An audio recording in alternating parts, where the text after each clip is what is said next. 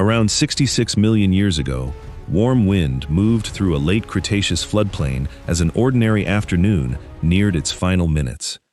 This was not yet a dying world. Forests breathed, rivers turned, and dinosaurs followed routines older than any human memory. Then, a new point of light appeared overhead, brighter each heartbeat, carrying enough energy to rewrite the planet's living order. What exactly happens to a planet in the hours after an asteroid ends an entire age of life? The answer begins with impact, but the deeper killer would be darkness, cold, and hunger, spreading far beyond the crater. Beneath the sky, hadrosaur herds crossed wet ground, while insects flickered above flowering plants and conifers along crowded riverbanks. A triceratops lowered its horned head toward fresh growth, unaware that the sunlight feeding those leaves would soon weaken. Nearby, a tyrannosaurus moved between trees, powerful because an immense food web quietly delivered energy upward from plants to prey. Every giant depended on countless smaller processes, from photosynthesis in leaves to insects, seeds, fish, fungi, and decomposers. That hidden network made the Cretaceous world resilient under ordinary stress, yet no ecosystem had evolved for what approached. Far above them, the incoming body crossed space without sound, turning gravity into terrifying speed with every passing moment. Paleontologists and geologists now reconstruct this final interval from fossils, crater rocks, ejecta, and a global boundary layer. Those clues cannot replay one afternoon perfectly, but together, they reveal a catastrophe whose sequence can be traced. The animals below had no warning system, no refuge plan, and no way to understand the brightening sky. By the time the horizon changed color, their last ordinary day had already become a planetary event in motion. Fossil evidence places the impact near today's Yucatan Peninsula, where shallow seas covered carbonate and sulfur-bearing rocks beneath tropical water. The asteroid itself is commonly estimated at roughly 10 kilometers across, though reconstructions vary with models and assumptions. Estimates often place its speed near 20 kilometers per second, fast enough to cross a city almost instantly. The target was especially consequential because vaporized rocks could feed dust and sulfur-bearing material high into the atmosphere. Water above the site added steam and violence, while underlying sediments supplied chemicals capable of changing climate far away. Water above the site added steam and violence, while underlying sediments supplied chemicals capable of changing climate far away.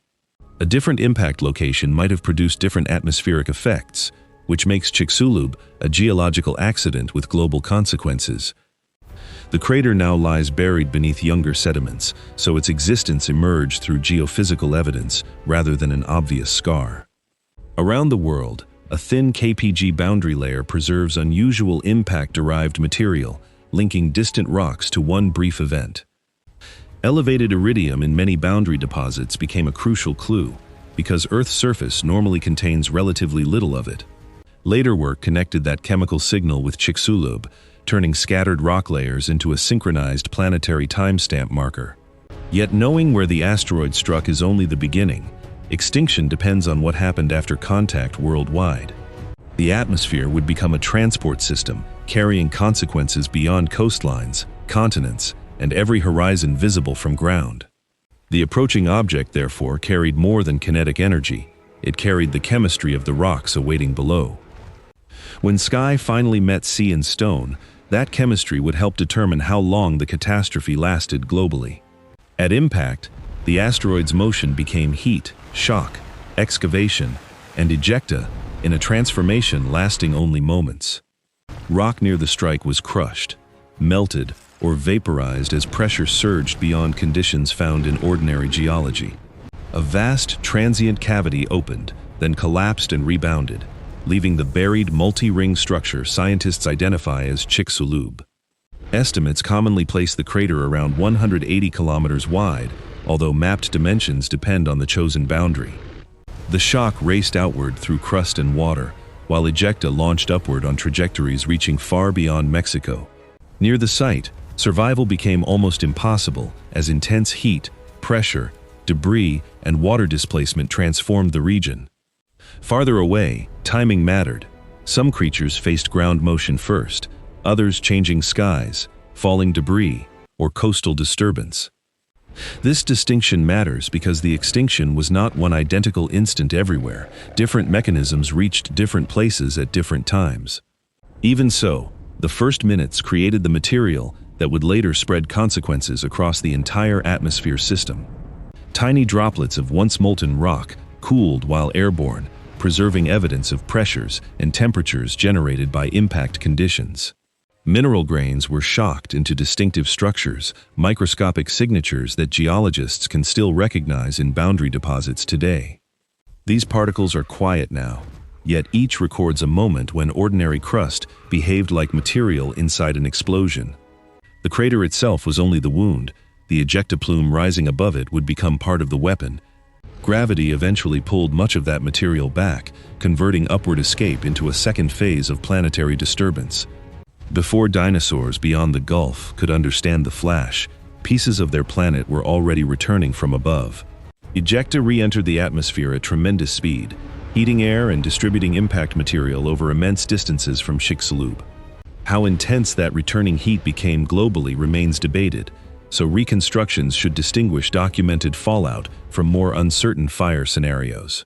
Geological evidence supports widespread burning in many regions, but the pattern and timing were likely uneven across continents. For animals beneath those skies, the difference hardly felt academic. Smoke, falling debris, and sudden heat could destroy familiar shelter. Forest edges that had offered shade became sources of smoke, while open ground exposed herds to rapidly changing conditions. A triceratops could withstand predators with horns and mass, but anatomy offered no defense against atmospheric collapse itself. Tyrannosaurus faced the same inversion. Dominance inside a food web meant little once the web began breaking apart. Hadrosaur herds could move across landscapes, yet migration could not outrun a disturbance spreading through air and climate. The catastrophe was changing scale, from a violent regional impact into a global environmental experiment no species had encountered. Light scattered through dust and aerosols, smoke altered horizons, and the familiar daily rhythm of sunlight began to fail. Some organisms would die quickly from direct effects, while many others would face slower losses of food and habitat. That difference explains why studying extinction requires more than imagining one blast. Ecosystems can collapse after the violence passes. In the coming days, every surviving animal would depend on reserves, shelter, diet, and whatever productivity remained nearby. The strongest muscles could not manufacture leaves, restore plankton, or clear an atmosphere filled with sunlight-blocking material overhead. The age of giants was therefore entering a crisis decided by processes too small for any dinosaur to see. The impact also transferred enormous energy into seawater, disturbing coastlines around the Gulf and generating powerful waves outward. Deposits in distant regions record extreme water movement associated with the event, though local histories differed by geography. Along vulnerable shores, water could surge inland carrying sediment, vegetation, shells, and debris into chaotic new layers together. Those layers later became geological testimony, preserving the violence after waves vanished and coastlines were reshaped again later. Tsunami effects were devastating regionally, but they cannot alone explain why inland ecosystems and distant oceans also collapsed. The larger mystery still points upward, because atmospheric changes could cross barriers that waves and shock fronts could not. Meanwhile, marine habitats faced another problem. The same sunlight powering forests also powered photosynthetic life near the ocean's surface. If darkness reduced that production, consequences could descend through marine food webs, just as they climbed terrestrial ones. Surface communities were therefore vulnerable, not because they lived near dinosaurs, but because both systems shared dependence on sunlight.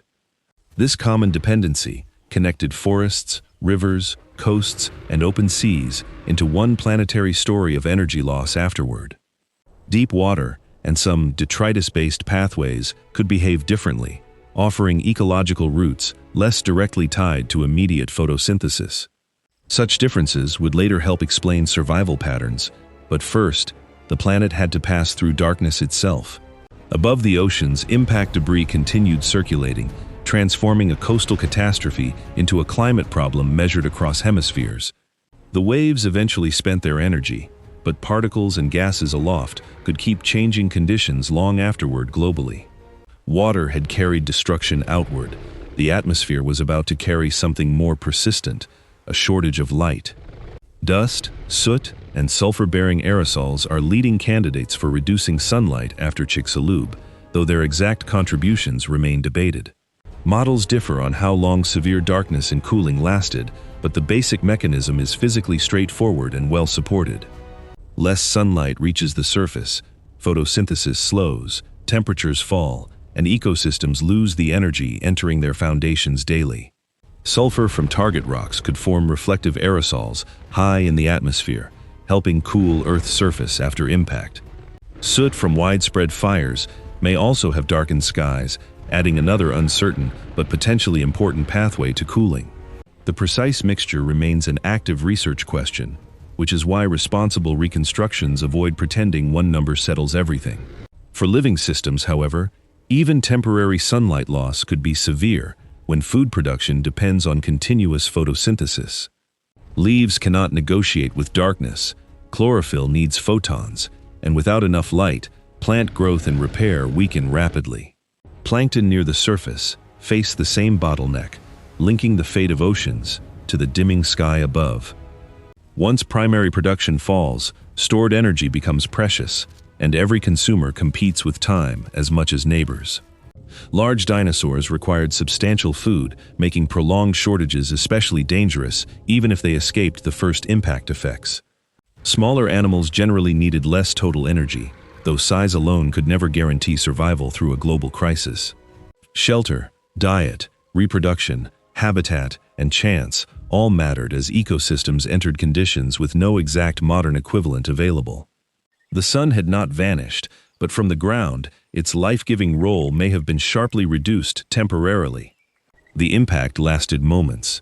The ecological consequences could continue through seasons, turning catastrophe into a prolonged test of endurance. Plants sit at the base of most terrestrial food webs, quietly converting sunlight into tissue animals can consume.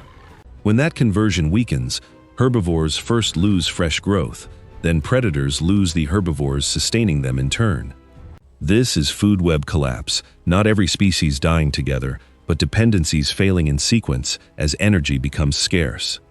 Hadrosaurs that once browsed abundant vegetation would increasingly confront damaged habitats and a shrinking supply of edible plants. Triceratops carried formidable defenses, yet horns could not restore leaves or reverse the chemistry darkening the atmosphere above. Tyrannosaurus then faced a secondary crisis, because fewer healthy herbivores meant less energy reaching the top predator level. Ecological collapse can therefore defeat an apex predator without any stronger hunter appearing. Remove the foundation, and dominance becomes irrelevant. Seeds, roots, carrion, freshwater resources, and decaying matter may have offered alternatives for some smaller survivors afterward locally. These alternatives were uneven and temporary, but flexibility itself could become an advantage when specialized food sources disappeared. An animal adapted to one abundant resource could suddenly become fragile, while a generalist might exploit whatever remained. That reversal changed the meaning of fitness. The old world rewarded scale and specialization, while crisis rewarded flexibility. Fossil patterns across the boundary show severe selectivity, reminding us that extinction was catastrophic without being perfectly random. Some lineages vanished entirely, others lost most diversity, and a few branches crossed into the Paleogene still alive. The puzzle now shifts from death to survival. What traits let certain animals endure when giants could not? To answer that, we have to follow energy downward, into burrows, waterways, seeds, detritus, and hidden refuges below. Large body size can offer strength, thermal stability, and protection in ordinary times, but famine changes the equation. Bigger bodies usually require more total food, so prolonged shortages can turn an advantage into an escalating liability. Non-avian dinosaurs included many sizes and lifestyles, so no single trait explains their disappearance across every ecosystem equally. What the boundary records is a broad loss of those dinosaur lineages, while birds crossed into the next era. This means the familiar phrase, "dinosaurs went extinct," is useful shorthand, but biologically incomplete because avian dinosaurs survived. On land, small mammals also crossed the boundary, later diversifying into ecological spaces left open after extinction events. Their success should not be simplified into inevitable victory. Many mammal species also disappeared during the crisis itself. Survival was a filter, not a coronation, and chance likely mattered alongside diet, shelter, reproduction, and geography too. Burrows could buffer some animals from rapid surface extremes, while aquatic habitats offered different exposure to immediate effects. Flexible diets may have helped when normal foods vanished, especially for animals able to consume seeds or detritus. Seeds can persist after leaves fail, and dead organic matter can feed pathways that do not require fresh sunlight.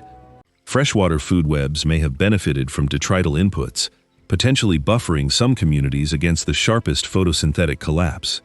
None of these refuges was perfect, but extinction does not require perfection. Survival needs only enough individuals to persist. A lineage crossing the boundary with reduced numbers could later expand when climate stabilized and resources returned again. The old rulers were disappearing, and evolutionary opportunity was beginning to pass toward animals once confined to smaller roles. The oceans experienced their own version of this energy crisis, especially where communities depended strongly on surface photosynthesis. Microscopic plankton may be easy to overlook, yet they support food webs reaching far larger swimmers and seafloor communities. When sunlight falls, photosynthetic plankton decline, reducing food for consumers and changing how carbon moves through marine ecosystems. Fossil records show major losses across marine groups at the KPG boundary, though vulnerability differed among habitats and lifestyles. Ammonites disappeared completely at this boundary, ending a lineage that had survived earlier crises for hundreds of millions of years. Some deep water and detritus-linked systems may have been less immediately dependent on fresh photosynthesis than were surface communities. That does not mean the deep ocean escaped, it means ecological pathways changed how rapidly shortages reached different consumers. Chemical changes after impact, including acidification, are modeled and evidenced in complex ways, with magnitudes varying among studies. For narration, the safest conclusion is not that one ocean mechanism killed everything, but that multiple stresses overlapped. Cooling, darkness, disrupted productivity, and altered chemistry together reshaped marine ecosystems already linked across currents and migration routes. The marine crisis reinforces the central lesson: Chicxulub mattered globally because it changed environmental systems beyond the crater. A dinosaur in a forest and plankton in distant water could share vulnerability through one missing resource: sunlight. That connection turns extinction from a collection of deaths into a collapse of planetary energy flow across habitats. Yet wherever some energy remained stored, buried, or recycled, a narrow bridge toward survival could still exist, locally. Those bridges were about to matter, because the animals crossing them would inherit ecological space left by giants. Survivors were not necessarily stronger. Many were simply better matched to scarcity, shelter, flexible feeding, or protected habitats. Small mammals could exploit hidden spaces unavailable to giant dinosaurs, though fossil evidence shows their survival was still selective. Some birds may have benefited from seed-eating or omnivorous diets, traits proposed as useful after vegetation collapse began. Other bird lineages vanished, reminding us that feathers or flight alone did not provide a universal escape route. Crocodilian lineages survived despite large body sizes in some forms, showing that habitat and metabolism complicate simple rules. Turtles also crossed the boundary, particularly within freshwater systems, where food pathways could include persistent detrital resources too. Such cases argue against one magical survival trait: extinction selectivity emerged from interacting biology, ecology, geography, and chance. A generalist that could switch foods possessed options, while a specialist, tied to vanished resources, faced a narrowing future. Animals needing frequent large meals were vulnerable when productivity crashed, whereas lower total energy demands could buy valuable time. Time was exactly what survivors needed because atmospheric particles would eventually settle and sunlight would begin returning again. Recovery did not mean restoration. Once extinction removes lineages, returning climate cannot recreate the same biological world again. Instead, surviving branches expand into openings, compete under new conditions, and begin evolutionary experiments unavailable before the crisis. This is why catastrophe and opportunity can appear together in deep time, though opportunity belongs only to survivors. The mammals and birds ahead were not destined to become modern forms, they merely retained the possibility of change.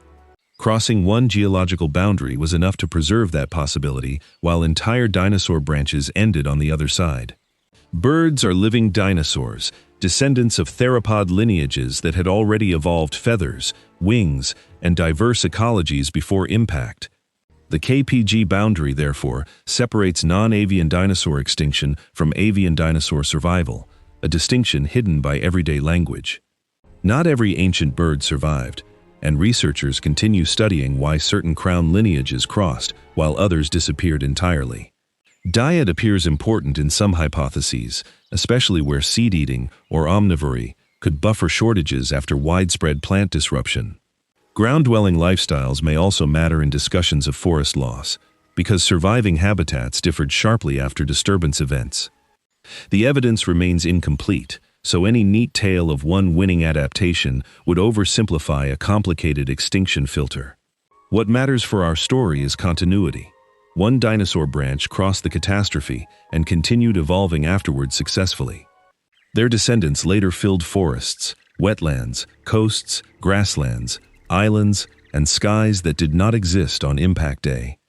Every modern sparrow, eagle, penguin, and hummingbird belongs inside that surviving dinosaur heritage, however transformed its anatomy appears.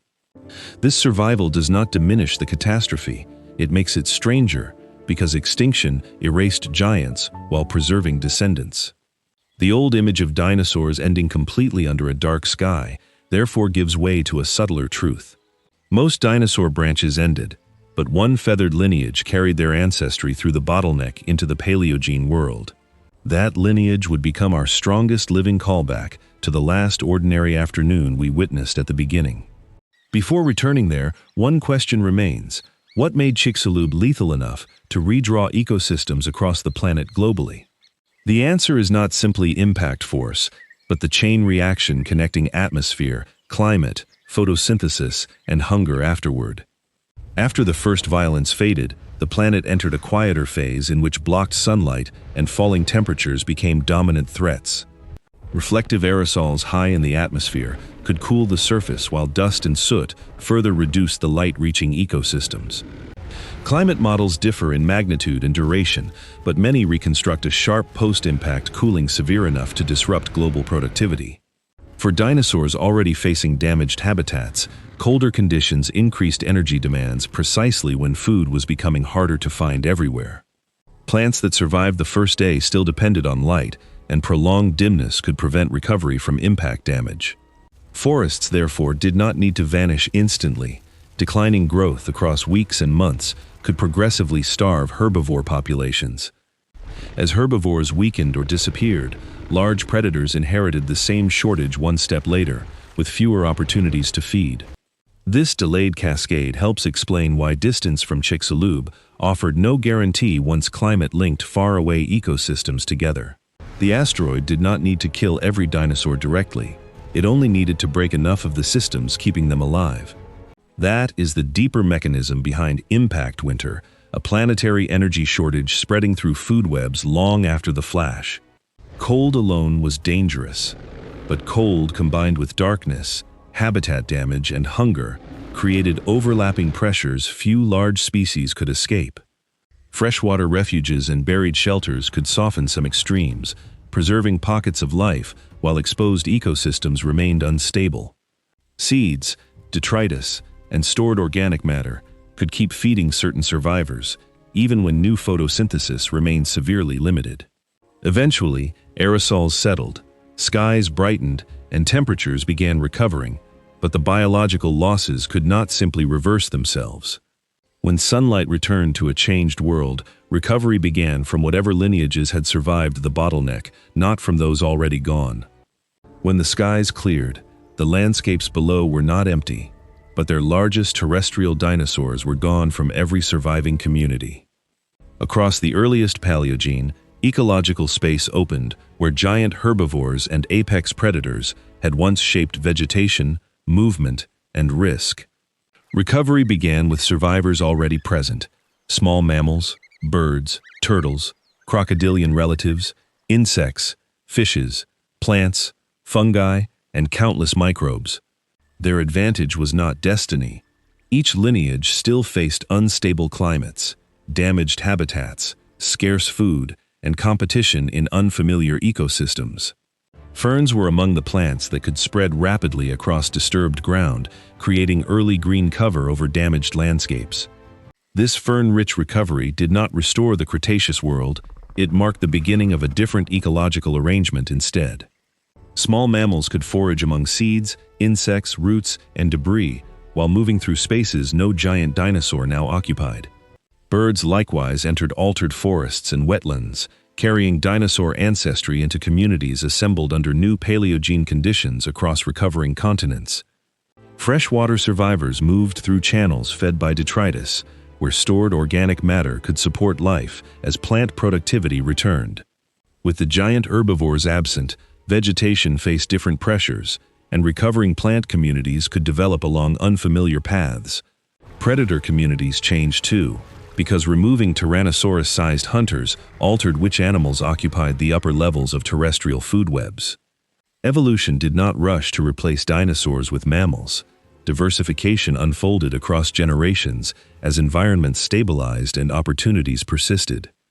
The new world therefore emerged through survival, reproduction, dispersal, and chance, not through a planned handover between dominant groups. By the early Paleogene, the impact's immediate violence was history, yet its ecological consequences continued shaping every recovering habitat. The dinosaurs' absence had become part of the environment itself, setting the stage for a long recovery without the old giants. The catastrophe is gone, but its fingerprints remain in rock layers, minerals, fossils, and the buried structure of Chicxulub. Above that boundary, fossil assemblages begin a different chapter, including bird lineages that carried dinosaur ancestry into the Paleogene. Many of those layers contain elevated iridium, an element uncommon in Earth's crust, but relatively abundant in many meteorites. The disappearance of non-avian dinosaur fossils above the boundary is striking, while birds and several other groups continue beyond it. Shocked quartz preserves microscopic deformation features formed under extreme pressure, evidence difficult to explain with ordinary surface geology alone. Small mammal fossils also cross the boundary, showing that survival was selective even among groups later associated with recovery. Tiny glassy spherules formed from molten impact material also occur in boundary deposits, recording rock launched and cooled through the atmosphere. Freshwater survivors add another clue, because turtles and crocodilian relatives persisted where many large terrestrial lineages disappeared entirely. Geophysical surveys eventually revealed Chicxulub beneath younger sediments, where gravity and magnetic patterns outline a vast, buried impact structure. Its hidden position explains why the crater escaped obvious recognition for so long, even though its effects were global. Chaotic coastal deposits record extraordinary water movement, complementing the atmospheric and mineral evidence left by the same event. Survivor-rich freshwater deposits remind us that the boundary records both destruction and persistence, not a perfectly uniform biological outcome. Large Deccan eruptions were also active around this interval, adding environmental stress that scientists must consider alongside Chicxulub. Yet impact-specific signatures, such as shocked minerals and spherules, tie the global boundary directly to an extraordinary collision event.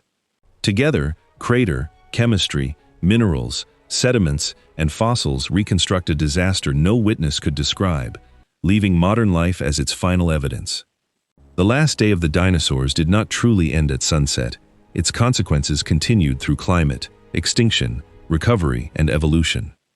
What began as a collision became a planetary cascade, turning atmospheric chemistry into darkness, darkness into hunger, and hunger into extinction. The deepest lesson is therefore scale.